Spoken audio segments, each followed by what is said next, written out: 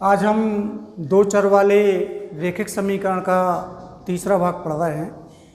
तीसरे भाग में हम प्रश्नावली 3.4 में समीकरण एवं को विलोपन विधि एवं प्रतिस्थापन विधि से हल कीजिए। इसके पहले हम प्रतिस्थापन विधि आपको समझा चुके हैं। आज हम विलोपन विधि के बारे में समझेंगे, विलोपन विधि कैसे हल की जाती है। तो विलोपन विधि में हम देखते हैं कि हमारे पास जो दो चर वाले रैखिक समीकरण दिया है, 3x धन 4y बराबर 10, 2x ऋण 2y बराबर 2। इसमें हम सबसे पहले चर के गुणांक देखते हैं। इसमें हमारे पास दो चर हैं, एक x है और एक y है। तो सबसे पहले दोनों समीकरणों के x के चर देखेंगे। तो यहाँ पे x का चर का गुणांक है 3 और यहाँ x के चर का गुणांक है 2। या तो हम इन दोनों को गुणांकों को बराबर कर लेते हैं, या तो x के गुणांक बराबर कर लो चर के, या फिर y के गुणांक बराबर कर लो। जैसे भी आपको सुविधा लग रही है तो उस प्रकार से आप समीकरण के गुणांक बराबर कर सकते हैं। आपको इसको पहले मालूम होना चाहिए कि समीकरण के हम दोनों पक्षों में किसी भी संख्या का गुणा कर सकते हैं, किसी भी संख्या का भाग कर सकते हैं, कोई भी संख्या हम दोनों पक्षों में जोड़ सकते हैं, कोई भी संख्या दोनों पक्षों में से घटा सकते हैं। तो हमें यहाँ पे x के चर बराबर करना है, तो हम इस प्रकार करते हैं कि दोनों समीकरणों के, जैसे मान लो समीकरण नंबर 1 है ये और ये समीकरण नंबर 2 है। तो समीकरण 1 में x के चर का गुणांक है 3 और समीकरण नंबर 2 में x का जो चर का गुणांक है वो कितना है 2। इसको हम अदल बदल के गुणा कर देते हैं तो आपके x के चर बराबर हो जाएंगे। किसी एक चर के गुणांक बराबर करना पड़ते हैं। जैसे हमें y के गुणांक बराबर करना है, y चर के, तो इसमें हम समीकरण 2 में 4 का गुणा कर देंगे, क्योंकि समीकरण 1 में y का गुणांक कितना है 4। तो इस 4 का गुणांक काय में करेंगे समीकरण नंबर 2 में, और समीकरण नंबर 2 में y का गुणांक है 2, तो इस 2 का गुणा हम समीकरण नंबर 1 में कर देंगे तो हमारे y के गुणांक बराबर हो जाएंगे। तो आपको सुविधानुसार x के गुणांक बराबर करना है या y के गुणांक बराबर करना है, किसी एक के गुणांक बराबर करना है, दोनों के नहीं। तो यहाँ पे हम लिखेंगे, जैसे x के चर के गुणांक बराबर कर रहे हैं तो समीकरण 2 का x का गुणांक कितना है 2, तो समीकरण 1 में कितने का गुणा कर देंगे हम 2 का, और समीकरण 1 में x का गुणांक कितना है 3, तो इस 3 का गुणा काय में कर देंगे हम समीकरण नंबर 2 में। तो यहाँ पे हम लिख लेंगे समीकरण 1 में 2 का एवं समीकरण 2 में 3 का दोनों तरफ गुणा करना है।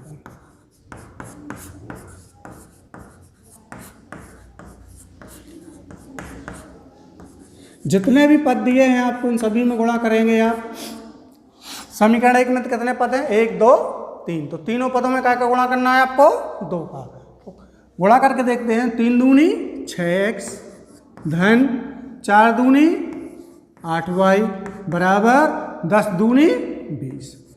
तो समीकरण 1 में 2 का गुणा हो गया, 3 में 3 दूनी 6x, 2 का गुणा करें 4 दूनी 8 और 10 दूनी 20। इसी प्रकार समीकरण 2 में कितने का गुणा करना है 3 का, तो 3 का गुणा करेंगे 2x में, 3 दूनी 6x ऋण 3 दूनी 6y बराबर 2 3 6।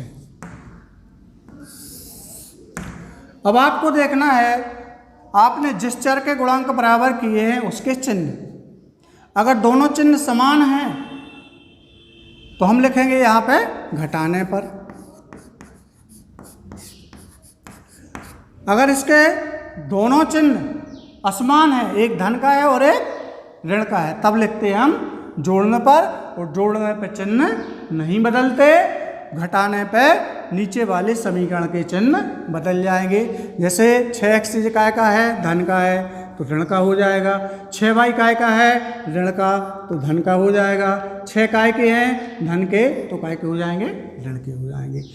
अब धन के 6x और ऋण के 6x, धन के 6x में से ऋण के 6x घटाएं तो घट जाएगा, क्या बचेगा, 0 या कट जाएंगे।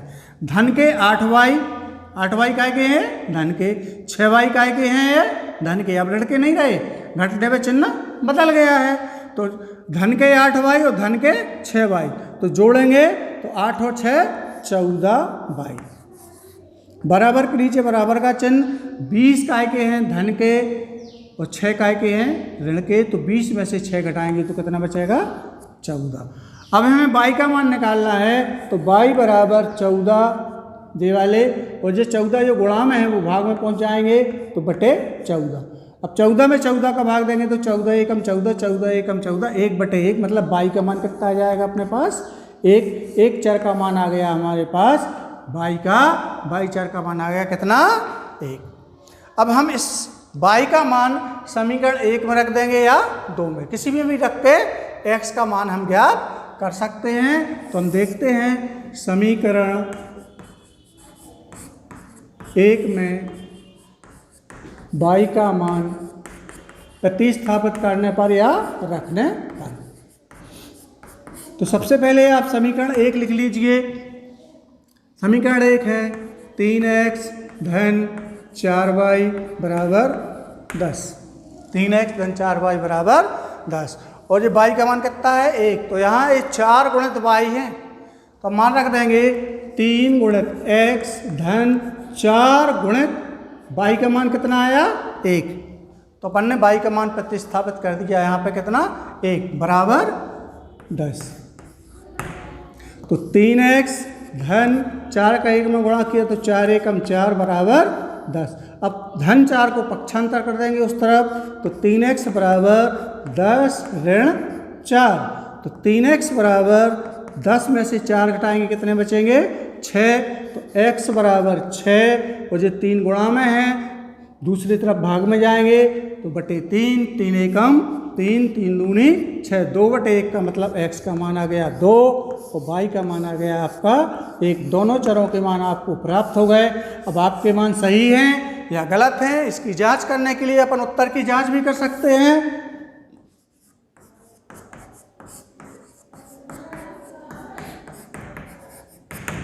किसी भी एक समीकरण में, चाहे समीकरण 1 या समीकरण 2 में आप x y के मान प्रतिस्थापित कर दीजिए, एक पक्ष का मान जितना आएगा उतने दूसरे पक्ष का मान रहेगा। चाहे समीकरण 1 में मान रख के देख लो, चाहे समीकरण 2 में मान रख के देख लो। तो समीकरण 1 में इसका पक्ष है 3x धन 4y, इसमें हम x और y के मान प्रतिस्थापित करेंगे, इसका मान आना चाहिए आपका कितना, 10। तो 3 गुणित x का मान कितना आया, 2, तो 3 गुणित 2 धन 4 गुणित y, तो 4 गुणित 1, तो 3 दूनी 6 धन 4 एकम 4 बराबर 10। तो आज के दूसरे पक्ष का मान 10 है, मतलब हमारे जो मान प्राप्त हुए दोनों चरों के, x का मान 2 और y के मान 1, आपके उत्तर की भी जांच। यहाँ हम देखते हैं कुछ भाषा वाले प्रश्न हैं और भाषा से हमें समीकरण बनाना पड़ते हैं। तो आपके इस प्रश्न में 2 शर्तें छुपी हुई हैं, उन दोनों शर्तों से आपके 2 समीकरण बन जाएंगे। जब समीकरण आपको प्राप्त हो जाते हैं तो उसको आपको विलोपन विधि से हल करना है। ये प्रश्नावली 3.4 का दूसरा का पहला सवाल है। अब अगर सवाल पढ़ें, यदि हम अंश में 1 जोड़ दें तथा हर में से 1 घटा दें तो भिन्न 1 में बदल जाती है। इस शर्त नंबर 1 दी है इसमें। दूसरी शर्त है, यदि हर में केवल 1 जोड़ दें तो वह 1/2 हो जाती है। तो वह भिन्न क्या है? यहाँ पे काय की बात आई है, भिन्न की। भिन्न में क्या होता है, अंश बटे हर। भिन्न का मतलब क्या होता है, भिन्न का मतलब होता है अंश बटे हर। भिन्न मतलब अंश बटे हर।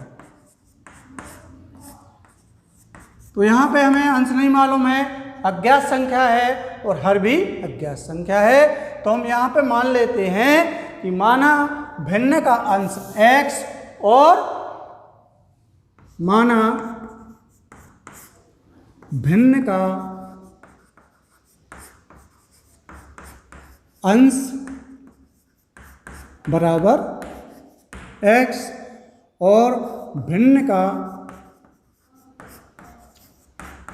हर बराबर y। तो भिन्न क्या बन जाएगी? भिन्न बन जाता है अंश बटे हर। अंश बटे हर मतलब x बटे y। जी आपका बन गया क्या? भिन्न बन गया x बटे y। अब इसमें हम प्रथम शर्त लगाएंगे। प्रथम शर्त से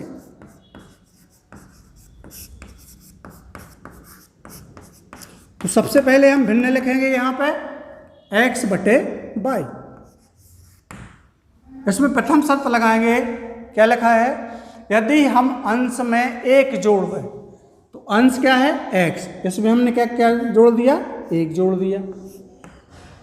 तथा हर में से एक घटा दें। हर में से हमने एक घटा दिया तो भिन्न एक में बदल जाती है, मतलब बराबर एक। अंश में एक जोड़ने पर और हर में एक घटाने पर तो भिन्न बदल जाती है काय में? एक में। अब इसको हल करेंगे अपन और अपन समीकरण प्राप्त कर लेंगे। तो इसको कोष्टक में बंद करेंगे और ये भाग की संख्या है, बटे की संख्या है, बराबर के दूसरी तरफ काय में चली जाएगी? गुणा में। तो x धन 1 बराबर 1 गुणित y ऋण 1। जब हम 1 का y ऋण 1 में गुणा करेंगे तो y एकम y और 1 का 1 में गुणा करेंगे तो 1 एकम 1। तो x धन 1 बराबर y एकम y धन ऋण ऋण 1 एकम 1। अब हमको समीकरण बनाना है। आपको मालूम है एक पक्ष में x और y रहते हैं और एक पक्ष में अकेली संख्या रहती है।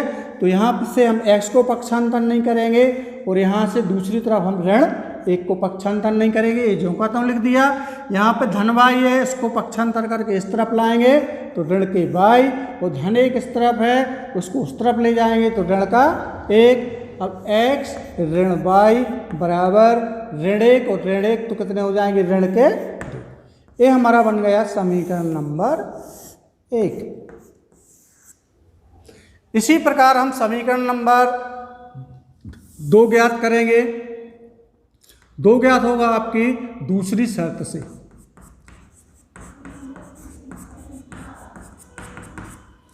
तो आपको भिन्न पुनः लिखना पड़ेगा।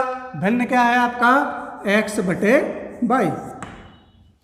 और दूसरी शर्त है यदि हर में एक जोड़ दें। यहाँ अंश में जोड़ने की बात नहीं हुई है, केवल हर में। तो केवल हर में जोड़ेंगे हम 1 तो भिन्न तो वह 1 बटे 2 हो जाती है, तो बराबर 1 बटे 2। इसको हल करेंगे अपन को समीकरण 2 प्राप्त हो जाएगा। यहाँ त्रियक गुणा कर देंगे 2 का x में, y धन 1 का 1 में। तो 2 का x हम किया तो 2x बराबर 1 गुणित y धन 1। यहाँ 1 का गुणा करेंगे तो 2x बराबर 1 का y में किया तो y एकम y, धन 1 का धन 1 भी किया तो धन गुणित धन से धन 1 एकम 1। अब y को अपन पक्षांतर कर देंगे तो 2x ऋण y बराबर 1। धन y था इस तरफ आके ऋण का हो गया, धन 1 जो कहता हूँ। ये बन गया समीकरण नंबर 2। जब आपको समीकरण 1 और 2 प्राप्त हो जाए तो इनको हल करके हम x y के मान प्राप्त कर लेते हैं और भिन्न में उसके मान भर देते हैं। अब इसको विलोपन विधि से हल करना है तो हम यहाँ समीकरण 1 और 2 दोनों लिख लेंगे। समीकरण 1 है आपका x ऋण y बराबर ऋण 2। ये समीकरण 1 है x ऋण y बराबर ऋण 2। और समीकरण 2 है 2x ऋण y बराबर 1। चूंकि हमने अभी बताया था आपको इसके गुणांक बराबर करना पड़ते हैं, तो यहाँ पे समीकरण 1 और 2 में x का गुणांक 1 है 1 में, और समीकरण 2 में x का गुणांक 2 है। तो इसमें हम 2 का गुणा कर देंगे समीकरण 1 में, और समीकरण 2 में कितने का गुणा करेंगे? यहाँ गुणांक जब नहीं लिखा रहता तो 1 माना जाता है, तो यहाँ इसमें हम 1 का गुणा कर देंगे। लेकिन हम देख रहे हैं कि इसमें y के गुणांक बराबर है, यहाँ पे भी ऋण 1 है, यहाँ पे भी ऋण 1 है, या एक गुणांक इसका है, एक गुणांक इसका है। तो इसके ऑलरेडी आपको गुणांक बराबर दिए हैं, तो आपको गुणांक बराबर करने की जरूरत नहीं पड़ेगी। अब देखो, जिस चर के गुणांक बराबर है उसके हम चिन्ह देखते हैं। अगर दोनों समान हैं, हम पहले भी बता चुके हैं, अगर दोनों चिन्ह समान हैं तो क्या लिखेंगे हम? घटाने पर। और एक धन का है और एक ऋण का है तो तब लिखते हैं अपन जोड़ने पर। जोड़ने पर चिन्ह नहीं बदलते, लेकिन घटाने पर चिन्ह बदल जाते हैं नीचे वाले समीकरण के। तो ये धन का है तो ये ऋण का हो जाएगा, ये ऋण का है तो धन का हो जाएगा, और ये धन 1 है तो ऋण 1 हो जाएगा। तो धन का 1 बाई और ऋण का 1 बाई, 1 बाई कैंसिल हो जाएंगे।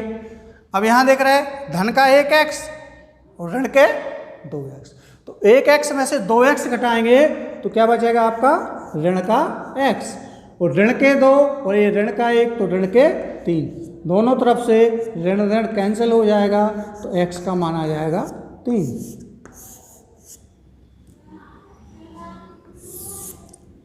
समीकरण 1 में या 2 में आप x का मान प्रतिस्थापित करने पर चाहे 2 में कर दो चाहे 1 में कर दो, तो आपको y का मान प्राप्त हो जाएगा। समीकरण 1 में x का मान रखने पर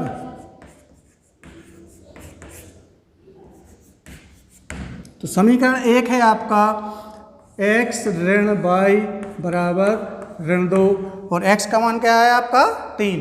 तो यहाँ x की जगह 3 आ जाएगा, 3 ऋण y बराबर ऋण 2, और 3 को कर देंगे हम पक्षांतर, तो ऋण y बराबर ऋण 2 ज्यों का त्यों, और धन 3 पक्षांतर किए तो ऋण के 3, तो ऋण का y बराबर ऋण के 3 ऋण के 2, तो ये हो जाएंगे ऋण के 5, दोनों तरफ से ऋण ऋण कैंसिल हो जाएगा, तो y का मान आ जाएगा 5। तो यहाँ पे हम देख रहे हैं x y के मान हमें प्राप्त हो गए, x का मान 3, y का मान 5। तो हमारी भिन्न क्या थी? भिन्न थी हमारी x बटे y। भिन्न क्या थी हमारी? x बटे y। यही हमको ज्ञात करना था, तो यहाँ पे हम x y के मान रख देंगे। तो x का मान आया है आपका 3, y का मान आया है 5, तो 3 x का मान y का मान 5, तो आपकी भिन्न प्राप्त हो जाएगी 3/5। ये आपका आंसर होगा। अब इस प्रश्नावली का दूसरे का चौथा सवाल है एक इसी प्रकार का शाब्दिक वाला, इससे आपको समीकरण बनाना है और हल करना है ग्लोबल विधि से। मीना 2000 रुपये निकालने के लिए बैंक गई। कितने रुपये निकालने के लिए बैंक गई? 2000 रुपये। उसने खजांची से 50 रुपये तथा 100 रुपये के नोट देने के लिए कहा। मीना ने कुल 25 नोट प्राप्त किए। कुल कितने नोट प्राप्त किए? 50 और 100 के 25 नोट। तो ज्ञात कीजिए उसने 50 रुपये और 100 रुपये के कितने कितने नोट प्राप्त किए। इसमें आपकी 2 शर्तें छुपी हैं। तो सबसे पहले हम मान लेंगे, माना 50 रुपये के नोटों की संख्या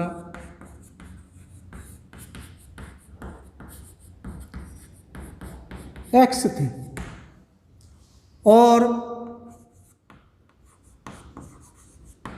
100 रुपये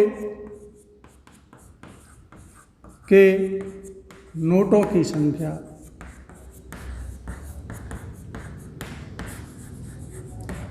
y थी। 50 रुपये के नोटों की संख्या कितनी थी? x, और 100 रुपये के नोटों की संख्या कितनी है? y। तो कुल कितने नोट निकालने गई थी वो? 2000। तो हम यहाँ प्रथम शर्त में देखते हैं,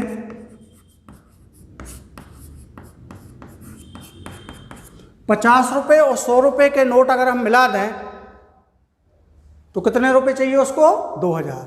तो 50x,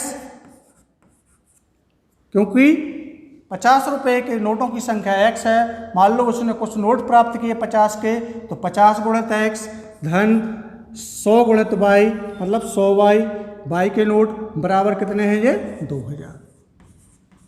ये समीकरण नंबर बन जाएगा 1। दूसरी शर्त है मीना ने कुल कितने नोट प्राप्त किए 25। तो दूसरी शर्त में है x और y इन दोनों नोटों की संख्या कितनी है कुल 25। ये समीकरण नंबर बन जाएगा 2। आप इसको विलोपन विधि से हल कर सकते हैं आगे और सवाल हल कर सकते हैं। एक्स वाई का मान मिल जाएगा आपको, तो x रुपये के और y रुपये के नोटों की संख्या प्राप्त हो जाएगी। Thank you.